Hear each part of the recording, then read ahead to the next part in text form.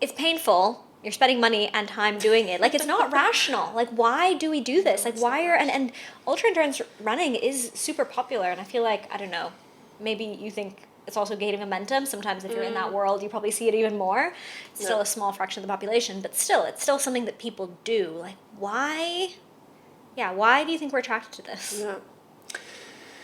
I mean, when you subscribe to this question of what are my limits, or no limits, then you're always going to wonder what you're made of, right? I have a deep curiosity with my potential. And I believe that everyone is sitting on untapped potential, right? And I want to explore that my whole life. I want to evolve 100 times over. And I think not just in sport, but sport is the vehicle that allows me to do that, right? I get that confidence from sport, and I can apply it to other parts of my life. I think many endurance athletes are driven by that question of what am I capable of? How long can I go in this? And you look at my first half Ironman race in Asia in the Philippines was like 5 hours and 26 minutes or something.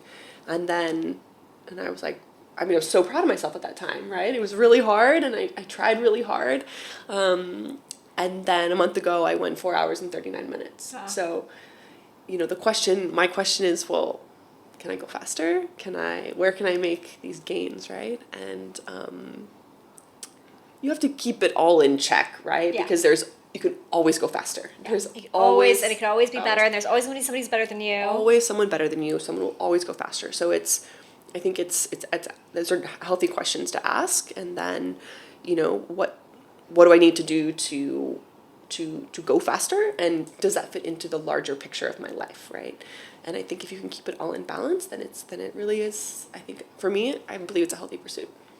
And okay, so that's a good point, because it's a question, right? Do you think there's like an answer? Do you think you get there and you're like, great, found my limit, No, it's 4 hours, never. now we're done? Like, no. So it's a question, but it's a question with no answer. Right. So it's not actually about the question, right? And again, it takes you back to this, this journey that you're on, right? If you are enjoying the journey, then continue to pursue, right?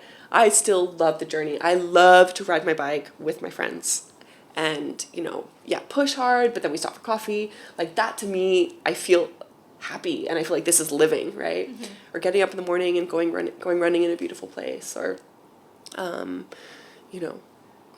love to go on this journey and see the progress, and I'd love to do it with other people. So I think as long as you know your why and what you're chasing, and you feel like you're fulfilled in other ways, then the journey can go on forever. So that's your why then. Your why is that question. My why right now, with triathlon is what am I capable? What are my limits?